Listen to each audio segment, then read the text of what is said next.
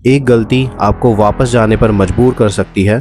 किन्नौर कैलाश यात्रा नाम तो आपने कई बार सुना होगा, पर क्या आपको पता है इसे डिफिकल्ट हिमालयन यात्राओं में क्यों गिना जाता है? समझने वाली बात यह है कि ये ट्रैक अराउंड 18 किलोमीटर का है, जबकि केदारनाथ, रुद्रनाथ, श्रीखंड महादेव कैलाश यात्रा जैसे और भी ट्रैक्स हैं जो डिस्टेंस में काफी बड़े हैं। तो फिर किन्नौर कैलाश में ऐसा क्या है? सबसे पहली बात, ट्रैक की डिफिकल्टी सिर्फ डिस्टेंस से नहीं मापी जाती। यहाँ स्टार्टिंग के अराउंड 10 किलोमीटर में ही लगातार चढ़ाई आपको फील करवा देती है कि आप 41,000 मीटर की हाइट पर आ चुके हैं। ये 10 किलोमीटर की चढ़ाई थका जरूर देती है, लेकिन सामने हिमालयाज के व्यूज, चेंजिंग लैंडस्केप्स और हर थोड़ी देर में बदलते सीन आपको आगे बढ़ने की मोटिवेशन देते रहते हैं। और एक इम्पॉर्टेंट बात जो इस यात्रा को और चैलेंजिंग बना देती है, गणेश पार्क के आगे का पूरा सेक्शन आपको सेम डे में कंप्लीट करके वापस गणेश पार्क ही आना होता है। यहाँ से अराउंड 16 किलोमीटर की जर्नी है, तो चैलेंज सिर्फ ऊपर जाने का नहीं है। इतना टफ सेक्शन कंप्लीट करने के बाद वापस आना उतना ही चैलेंजिंग हो जाता है। और इसी वजह से 18 किलोमीटर का किन्नौर कैलाश ट्रैक सुनने में जितना सिंपल लगता है, एक्सपीरियंस में उतना सिंपल बिल्कुल भी नहीं है। गणेश पार्क के बाद ना शॉप्स हैं, ना रेगुलर वाटर सोर्स, इसलिए जो भी जरूरत है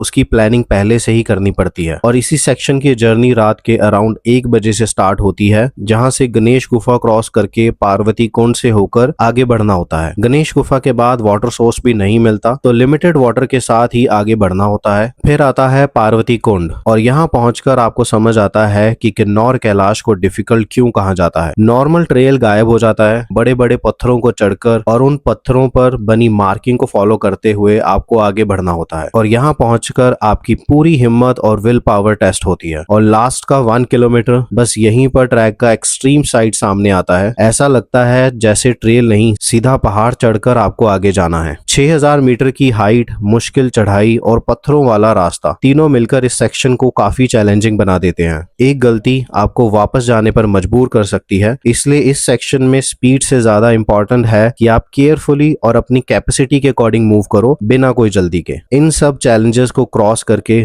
जब सामने किन्नौर कैलाश के दर्शन होते हैं, तो समझ आता है कि ये सिर्फ 18 किलोमीटर का ट्रैक नहीं था। ये वो जर्नी है जहां एंड में आपको ये रियलाइज होता है कि आपने कितनी मेहनत करके इस यात्रा को पूरा किया है। और शायद इसी वजह से किन्नौर कैलाश की जर्नी सिर्फ डिस्टेंस से नहीं, उसके रास्ते, उसकी हाइट और सेम डे रिटर्न की वजह से याद रहती है। आपने किन्नौर कैलाश यात्रा की है तो अपना एक्सपीरियंस कमेंट में जरूर बताइएगा। और अगर प्लान कर रहे हो तो इस वीडियो को सेव कर लो और अपने ट्रैकिंग पार्टनर्स के साथ शेयर कर दो। ऐसे ही और ट्रैक्स की जानकारी के लिए कर सफर को फॉलो कर लो। मिलते हैं अगली वीडियो में, तब तक के लिए हर हर महादेव।